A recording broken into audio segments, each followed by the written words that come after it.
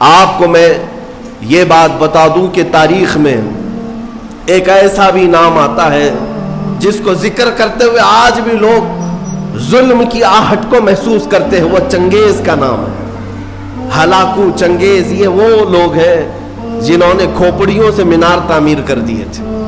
ہاں، انسانوں کی کھوپڑیاں ان کے لیے کوئی اہمیت نہیں رکھتی تھی، بلکہ آج ایک جانور کو بھی مارنے سے آپ کے دل میں درد ہوگا، لیکن ان ظالموں نے انسانوں کی لاشیں بے حساب لگا کر رکھی تھی۔ بغداد کے دریائے دجلہ کو جنہوں نے خون سے لال کر دیا تھا، رحم نام کی کوئی چیز ہی نہیں تھی۔ چنگیز نے لاکھوں انسانوں کا قتل کیا، لیکن ایک وقت ایسا بھی آیا اس نے کئی علماء کو، بزرگوں کو قید کیا، قطار میں لگا دیا۔ یہ آخری وقت ہے۔ چنگیز کا دبدبہ اتنا تھا کہ وہ تقریباً آدھی دنیا کو فتح کرنے کے لیے چل پڑا تھا، آدھی دنیا، اور کوئی بادشاہ اس سے لڑائی کا سامنا نہیں کر پاتا۔ ایک وقت وہ آیا، 300 کے قریب علماء یا بزرگوں کو اس نے قید کیا، قطار میں لگایا اور جلاد کو بلایا۔ سب قطار میں، پہلی صف ہے، دوسری صف ہے، تیسری صف ہے، تو اس میں لائن سے قتل کرنے کا حکم تھا۔ تلوار اٹھاتا جلاد اور گردنیں مارتا چلا جاتا، ایسے لگتا جیسے یہ پلاسٹک کی یا کھلونے کی گردنیں اڑا رہے ہو۔ انسانوں کے ساتھ اس طرح کھیلتے تھے۔ وہ گھوڑے پر بیٹھے اپنے کھلونے سے کھیلتا رہتا اور جلاد کو حکم دیتا اتنی گردنیں آج اڑا دو، اتنی گردنیں اڑا دو۔ جلاد جب گردنیں اڑا رہا تھا، 3 صفیں لگی ہوئی تھی۔ پہلی صف میں ایک بوڑھے شخص تھے، عمر دراز تھے۔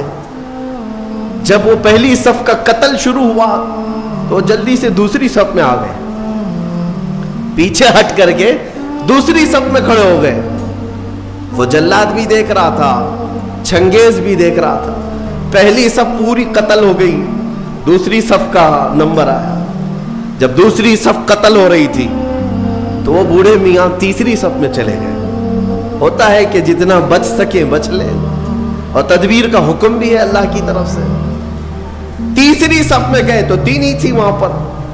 چنگیز زور سے کہا مارا، دوسری صف پوری جب قتل ہو گئی، کہا کہ وہ بوڑھے بس آخری تھی، اس کے بعد کہاں جائے گا، اب کون بچائے گا؟ اس بوڑھے میاں نے زور سے کہا اب بھی اللہ ہے، اس کے بعد بھی اللہ ہے، یہ نہیں ہے کہ زندگی ختم ہو گئی۔ اس نے غصے کے مارے جلاد سے کہا کہ تیسری صف کو فوراً آن کے آن میں قتل کرو، لیکن تیسری صف کا قتل ابھی شروع ہی ہوا تھا کہ چنگیز کا گھوڑا اچانک بدک گیا، اس کا کھلونا ہاتھ سے گر گیا، جس چیز سے وہ کھیل رہا تھا گھوڑے پر بیٹھ کر۔ اچانک وہ کھلونا اٹھانے کے لیے جھکا تو گھوڑا اتنی تیز دوڑا، اتنی تیز کہ اسے سنبھلنے کا موقع نہ دیا، اور گھوڑا ایسا سرکش ہوا کہ چنگیز کو سر سمیت دوڑاتا ہوا، کئی پتھروں سے ٹکراتا ہوا دوڑتا دوڑتا رہ گیا۔ ساری فوج بے قرار ہے کہ بادشاہ کے ساتھ گھوڑا سرپٹ دوڑ رہا ہے، سب اسے بچانے کے چکر میں دوڑ پڑے۔ جلاد ہو کہ سپاہی ہو کہ وزیر ہو، گھوڑا کسی کے قابو میں نہیں آتا۔ جب مولا تعالیٰ تدبیر فرماتا ہے تو وہ کس کے قابو میں آئے؟ اتنا دوڑایا کہ اس کا بھیجا باہر نکل آیا۔ چنگیز کا سر ٹکراتے ٹکراتے بھیجا باہر آ گیا۔ جب تک وہ دم نہ توڑ دیا گھوڑا کسی کے ہاتھ میں نہیں آیا، اور اس کے بعد لوگوں نے قابو میں کیا، دیکھا تب تک تو اس کا خاتمہ ہو چکا تھا۔ اس بوڑھے میاں نے کہا میں نے سچ کہا تھا، اللہ اب بھی ہے۔ میرے عزیزوں، رب ذوالجلال قرآن پاک میں یوں ارشاد فرماتا ہے وَكَانَ حَقًّا عَلَيْنَا نَصْرُ الْمُؤْمِنِينَ، ہم نے اپنے اوپر لازم کیا ہے کہ مومنوں کی مدد کریں، لیکن مومن بے قرار ہے، انہیں ایسا لگتا ہے کہ اب مدد آئے گی نہیں۔ کیوں نہیں آئے گی؟ آزمائے جاؤ گے، آزمائے جاؤ گے، مشکلوں سے گزارے جاؤ گے۔